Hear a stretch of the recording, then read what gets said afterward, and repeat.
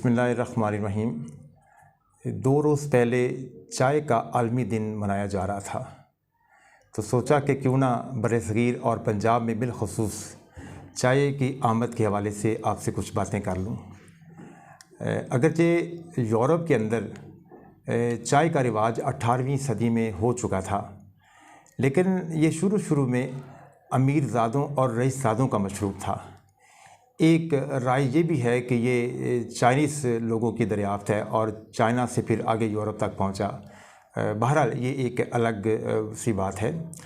तो बरसगीर के अंदर ईस्ट इंडिया कंपनी की वसातत से इसकी आमद हुई और शुरू में चंद पौधे जो हैं वो आसाम के इलाके में लगाए गए। वहाँ से इसकी पैदाइश भी शुरू हुई, इसकी पैदावार भी शुरू हुई, लेकिन बहरहाल इसको यूरोप से लाकर इधर से रिवाज देने की कोशिश की जाती रही। पंजाब की जहाँ तक बात है तो इसमें भी हम देखते हैं कि इसका रिवाज ज़रा कदरे बाद में हुआ। शुरू में जैसे मैंने पहले बताया कि बरसगीर के साहिली इलाकों में इसका रिवाज हुआ और इसका इस्तेमाल बड़ा महदूद पैमाने पर होता रहा। पंजाब के अंदर हम देखते हैं कि 1920 और 30 के अरसे के दौरान इसकी आमद का हमें कोई आसार नज़र आते हैं और बिलखसूस जब बड़े बड़े शहरों में इसको पॉपुलर करने के लिए मुख्तलिफ़ तरह के एडवर्टाइजमेंट की गई, तो लाहौर के अंदर भी एक तरीक़ाकार ये बनाया गया कि मोबाइल स्टॉल बनाए गए। उस मोबाइल स्टॉल के ऊपर जो चाय बनाने का सारा अमल था वो लोगों को दिखाया जाता और मुफ्त कप जो थे वो चाय के बनाकर उनको पेश किए जाते। और चाय जो थी वो पहले तो ज़ाहिर है कि सिर्फ पत्ती मिलाकर उसको भी पेश किया जाता और उसमें दूध मिलाकर भी लोगों को दिया जाता, क्योंकि यहाँ के मुकामी लोग जो थे वो दूध और लस्सी के आदी थे। तो फिर ये डिस्प्ले करने के बाद उस वक्त का जो तालीम याफ्ता नौजवान तबका था वो इस तरफ राग़िब होना शुरू हुआ। तो लाहौर में कई मुकामात पर यह हुआ कि मुफ्त चाय जो थी लोगों को पीने को मिलती थी। फिर 1 पैसे की पुड़िया जो चाय की पत्ती की होती थी उसका रिवाज हुआ और शुरू में उसको भी मुफ्त बांटने का रिवाज हम लाहौर के अंदर हमें देखने को सुनने को मिलता है। जो इब्तदाई चाय खाने हैं लाहौर के अंदर, उसका रिवाज कैसे हुआ कि जो अनारकली के अंदर जो बहुत पुराना होटल था दिल्ली मुस्लिम होटल, उसके आसार अभी भी कुछ हद तक मौजूद हैं। जो सर शफ़ी की सराय थी उसके सामने वाक़या था, उसके अंदर चाय खाना बनाया गया। तो चंद मुकामी जो रोसा थे, जो अदीब थे, जो दानश्वर थे, वो वहाँ जाकर भी बैठते थे, वहाँ चाय नोशी वो करते थे। नौजवान बिलखुसूस इस तरफ राग़िब हुए, चीनी के बर्तनों में चाय पीने के रिवाज की तरफ वो माइल हुए। फिर हम देखते हैं कि माल रोड के ऊपर जो अदीबों के ठिकाने भी रहे और चाय खाने भी थे, उसमें सबसे पहला जो हमें ठिकाना अदीबों का चाय का मिलता है वो नगीना बेकरी का है।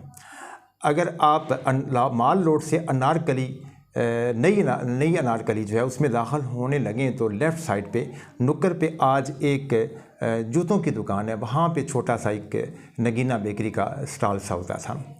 ये नगीना इसका नाम इसलिए रखा गया कि इसके मालिकीन जो थे वो इंडिया के एक इलाके से थे जिसका कस्बे का नाम या गांव का नाम नगीना था और उन्होंने यहाँ आकर भी इसका नाम नगीना बेकरी रखा। तो नगीना बेकरी जो उस वक्त लोकेट करती थी, अगर आप गौर करें तो साथ पंजाब यूनिवर्सिटी भी थी, साथ गवर्नमेंट कॉलेज भी था, साथ सेंट्रल मॉडल स्कूल भी था, ज़िला कचहरी भी थी। तो ये सारे दानश्वरों, अदीबों और तालीम से वाबस्ता लोगों के करीब ये वाक़या था। तो यहाँ लोगों का आना जाना शुरू हुआ। तो शुरू में उस वक्त के जो मारूफ़ अदीब थे तमाम वो आना शुरू हुए और यहाँ वो अपनी बैठकें जो थे वो करते थे। देवेंद्र सत्यार्थी थे जो उससे पहले पाकिस्तान बनने से पहले कन्हैया लाल कपूर थे और जो दीगर भी अदीब और शुरा थे उस ज़माने के मारूफ़, वो सारे के सारे यहाँ आकर बैठते रहे। फिर हम देखते हैं कि 2 और चाय खाने इसी के करीब हम देखते हैं कि वो वक़ूफ़ पज़ीर हुए। एक इंडियन कॉफ़ी हाउस जिसने बाद में पाक कॉफ़ी हाउस की शक्ल अख्तियार की पार्टीशन के बाद 1940 के करीब ये चाय खाना और कॉफ़ी हाउस बना। यहाँ भी अदीबों का ठिकाना रहा और उसके बिल्कुल सामने जहाँ आज भी पाक टी हाउस है वो इंडियन टी हाउस के नाम से वजूद में आया। तो पाकिस्तान के बनने के बाद वो इंडियन टी हाउस की जगह पे इसके नए मालिकीन जो इंडिया से आए उन्होंने इसका नाम पाक टी हाउस रखा, और उस वक्त से लेकर आज तक ये बरसगीर पाक व हिंद का लाहौर के अंदर सबसे कदीम और तसलसल के साथ इतने अरसे से चलने वाला अदीबों का ठिकाना चला आ रहा है। इसकी एक अलग तारीख़ है, इसके ऊपर फिर हम कभी गुफ्तगू करेंगे कि पाक टी हाउस की एक तारीख़ बड़ी तवील है, इसके ऊपर बहुत सारी गुफ्तगू की जा सकती है। यहाँ बहुत सारे अदीब और दानिशवर यहाँ पार्टीशन से पहले भी बैठते रहे और पार्टीशन के बाद भी बैठते रहे और अब भी बैठते हैं। इसके अलावा भी कुछ और माल रोड के अंदर चाय के ठिकाने थे जो पार्टीशन से पहले वजूद में आए और या पार्टीशन के बाद तक भी वो रहे।